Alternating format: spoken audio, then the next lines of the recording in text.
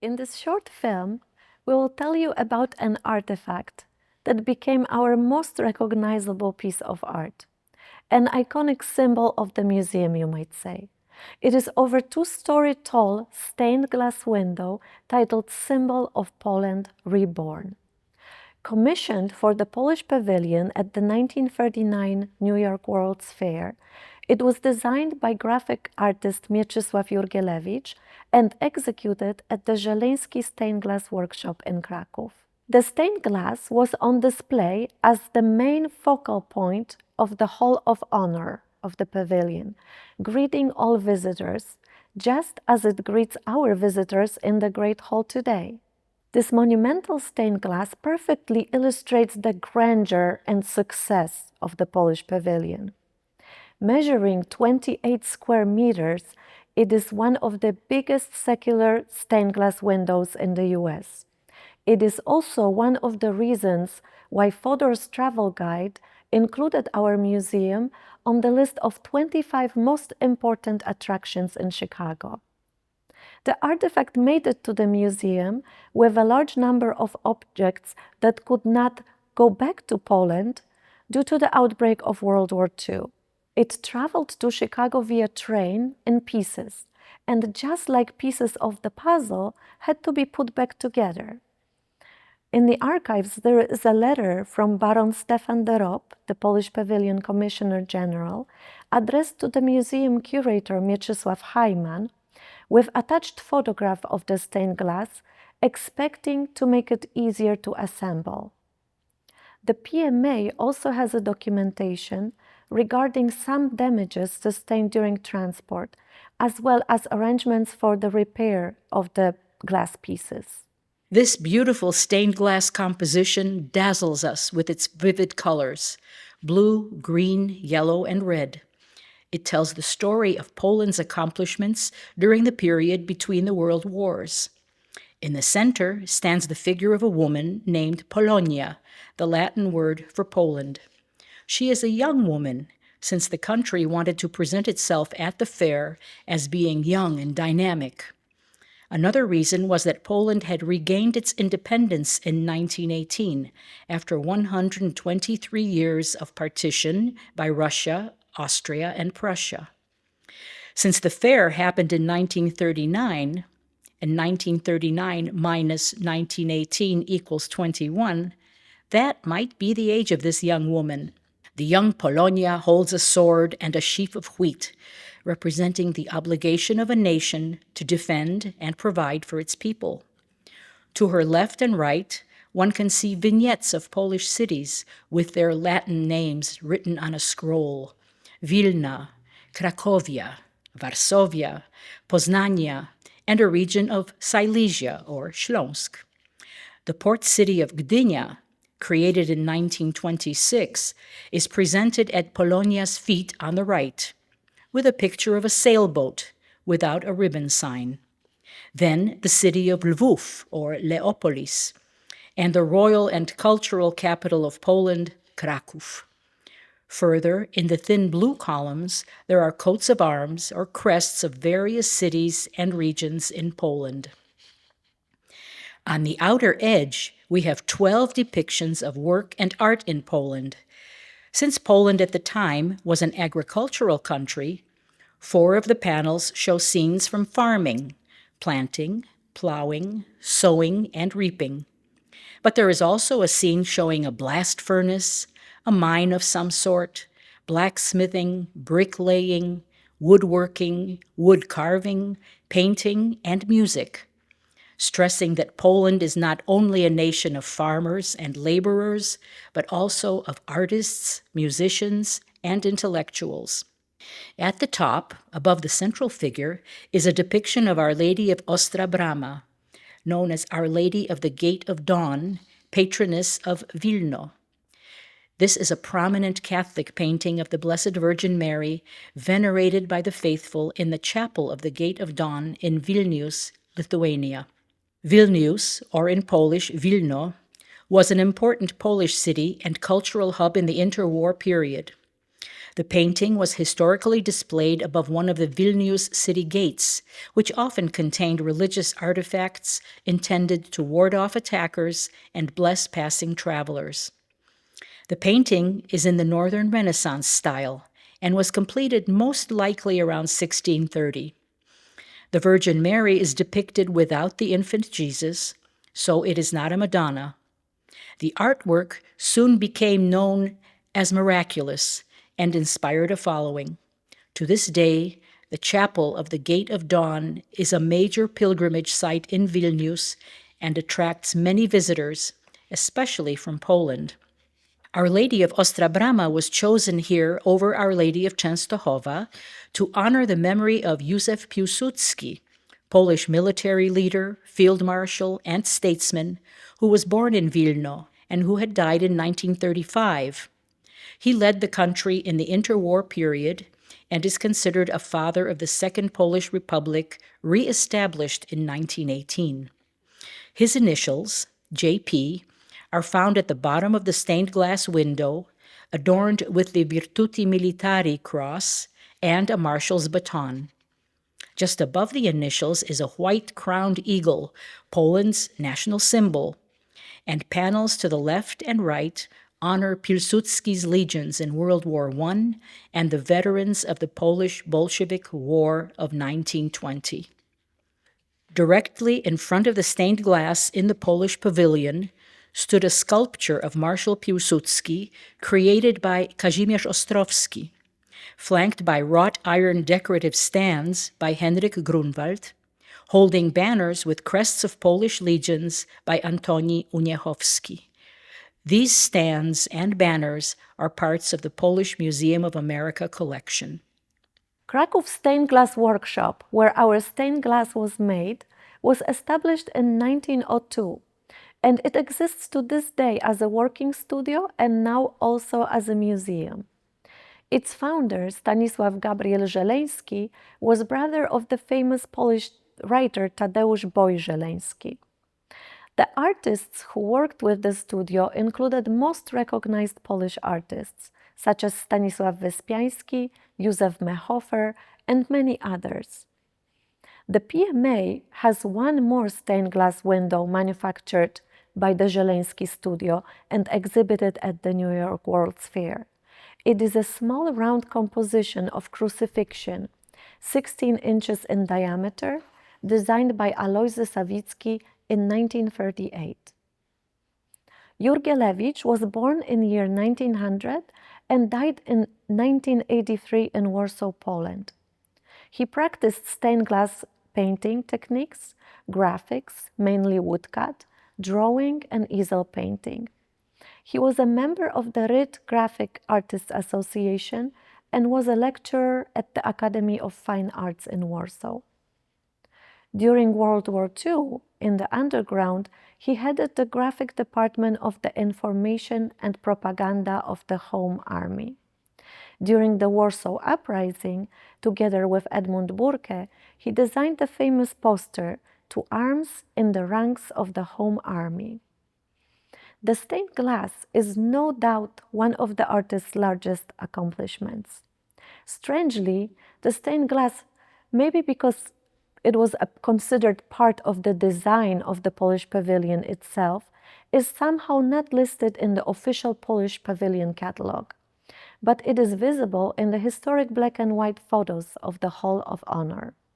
Thank you all for coming today. My name is Bob Regali. I'm with the Prado Regali. We do a lot of stained glass restoration and also new. As you can see here, this is one of the bigger jobs we did. That's the Tiffany Dome from the Cultural Center, approximately 40 feet and 1,600,000 pieces of glass. So we just finished that last year. And the guys behind me are working on a project for San Francisco at St. Ignatius Catholic Church on the campus of the University of San Francisco. This is a special project because of the history behind the window and everything else. I think from the fair, it couldn't go back, and that's how you got it. One thing we have noticed, and I'm sure everyone has, is the face, probably in transportation or something, got a crack in it. And what they did at the time to repair that crack was they put basically a lead overlay over that. And that kind of takes away from the face itself. We want to keep the authenticity of the original artist intact, so we don't want to do a new face or anything else, but we would like to, again, touch up the areas that were cracked so that it doesn't look as glaring to you when you look from the ground up to that. So our suggestion for this stained glass window, this piece, would be to take out the lead line and then repair the crack, which we edge glue that, and then we mix up a paint that matches the same coloring as you have here. So this was a repair done. They just did a solder line. I'm going to show you how it would look without that lead line. Beautiful. And then for the corners, what we do is we mix up a little paint that matches the coloring inside of here. Yes. And we would paint that. That's where just chipped glass came off of. Paint that, and then it's called a stipple effect. But this is a stipple effect that they have on the face itself. Then we would stipple on top of it to blend it all in. And I think by doing this, it would just look so much better in place than the lead line on it. Yeah. I think when it's up there, and you will hardly notice that. We might even do, some of these pieces have an additional layer of glass on it. So you can see how this is thicker here. So it gives it a little more depth and a little more character. We might do a piece of glass on the behind piece just to keep it intact, basically, and it helps with the coloring also. But I'm going to first try to do the repair like this, like we talked about, and it may not even need a piece of glass on the back. So these bars here, they had support bars going along here just to keep it so it wouldn't bend or fold. This is one that's in here now. So we just took those out to do the cleaning of it and do the work. And then once it's done, we'll put those bars back in there. The key, when we reset it, we'll reset it with a silicone product. We use a Dow 795 or 756. So the perimeter can expand and contract if it needs to because of heat buildup and things like that. So we'll adjust for that. The overall window has been cleaned from the back side and also the front side. We removed approximately 4 other panels that were bowed really bad at the bottom or had broken glass pieces. So this is one of the pieces that we took out. You've got a bad crack here, and this was bowed in through here. So what we do for these pieces here is we'll do it's a two-part epoxy mix glue. We'll do an edge glue here, an edge glue there, and then we'll do some coloring to take that away a little bit. Now, when someone comes back in 50 years, they'll know that we did a repair on this. This will be a repair because the paint that we used is different from the paint that they used there. Yep. A couple good factors. One, it was inside, so it wasn't exposed to the elements, the rain, the wind, and sleet in Chicago and snow. So that was one good part. It was inside. And when they made these windows, they made them to last hundreds of years. The downtime on this one, because of the bow in it, what we do is we take out the bars, so we take out the secure bars. Everything is fired properly and we don't have an issue with that. And then what we will do is we will set this either in a flat panel, and we do either a water balloons on it. If it's really bad, we might have to set it in water, and we use that product at the bottom there. Wow. So, and then slowly manipulate it. So after time, you don't want to force it because then you'll start cracking the glass. So you're just slowly pushing it down so that it's back in plane, and then we'll go in and we'll re-cement where cement is missing, and then bars back in it. Good as new, as long as we do the perimeter so that it can expand and contract. Najważniejsze wrażenie to to, że doczekała się ta piękna twarz i całość reparacji, poprawek. Rok 1938 przywieziona została na światowy zjazd do Nowego Jorku, no i trafiła po kilku wypadkach światowych do nas, do Polskiego Muzeum w Chicago. Nadeszła pora odświeżenia, reparacji i znajdujemy się w tym wspaniałym miejscu, gdzie możemy zobaczyć już niepękniętą twarz, będzie piękna, wygładzona. Część druga również doprowadzona do wyglądu pierwotnego, a my wszyscy odwiedzający muzeum będziemy oglądać to piękne dzieło polskich artystów, które trafiło do nas. I przyglądajmy się każdemu odcinkowi tej pięknej całości z namaszczeniem i z myślami o naszych wspaniałych artystach. Za kilka tygodni będziemy oglądać już w naszym muzeum pięknie wiszący, pełen lśniących, odnowionych części tego pięknego witrażu. Będąc nauczycielką tutaj w Chicago 32 czy 4 lata, próbowałam wpoić w naszych uczniach miłość do piękna. Muzeum Polskie ma bardzo dużo obiektów, które nasi uczniowie znają, bo nauczyciele przyprowadzają do muzeum na pogadanki, na oglądanie i tym właśnie pobudzamy miłość do kraju rodziców, dziadków i pradziadków, którzy tutaj byli pierwsi. For me, the treasure is that stained glass. It's the symbol of a time when Poland was under occupation through the communist time, and today the stained glass is reborn. For 29 years, or and I've been around for a little bit longer than that. We couldn't find a donor. We couldn't find anybody who'd be interested. We found, the cost was prohibitive for many, many years to be able to come in and have somebody look at it. It's been sitting in the corner there for 84 years. And every time I'd walk in here, I'd walk by and look at it. I'd come in and say, okay, here's a crack, there's a crack. Oh, it's bowing here, it's missing this. The lighting is not the greatest. We have been trying to find somebody who would help us restore it and make it look as if it was 1939 again. And it took, for Małgorzata 29 years. It took for others longer. But we're so grateful that somebody approached us who one, believes in the museum, believes in the work that's done here, believes in the staff that is here every day, making sure that this museum is worked upon properly. And this person came up to us and said, I will donate to have this stained glass, whatever needs to be done. I will donate, and whatever it takes, I want it done. Our donor has agreed to make herself known.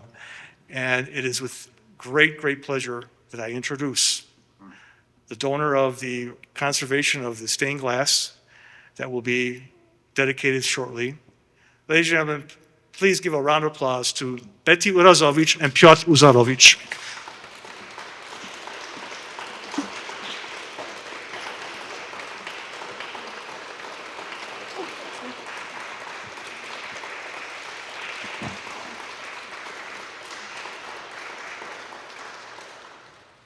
Ladies and gentlemen, today is extremely symbolic for me.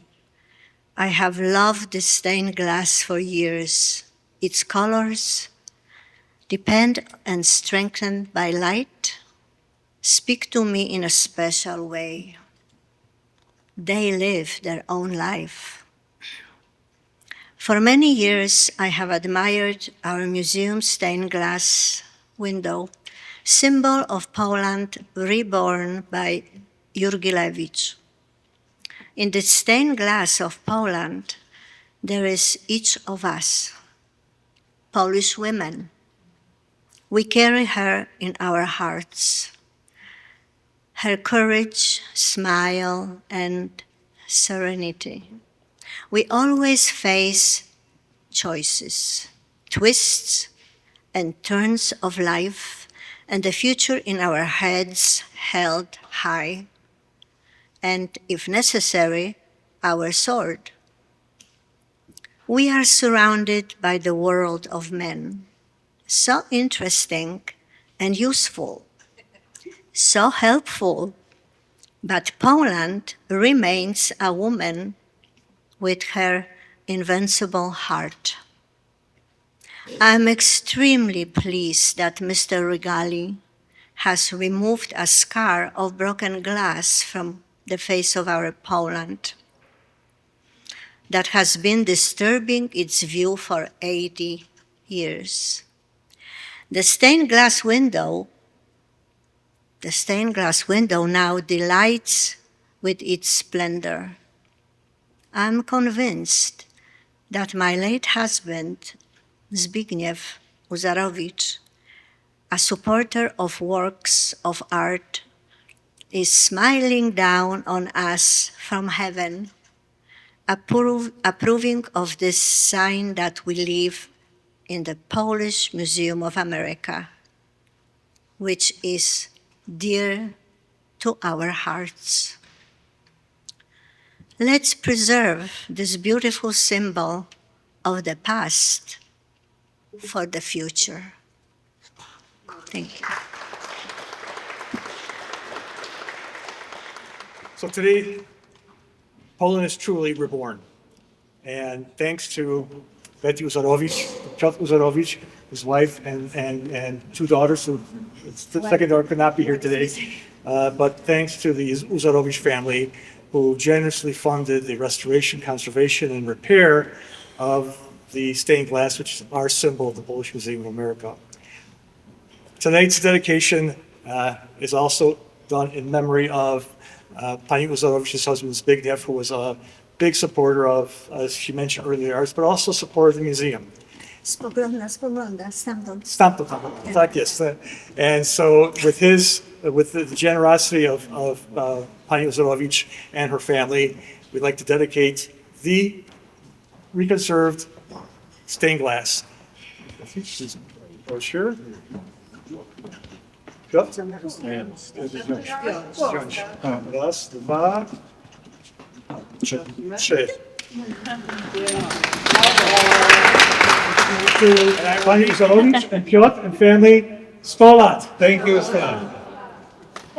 Take a sip, you deserve it. Take a sip.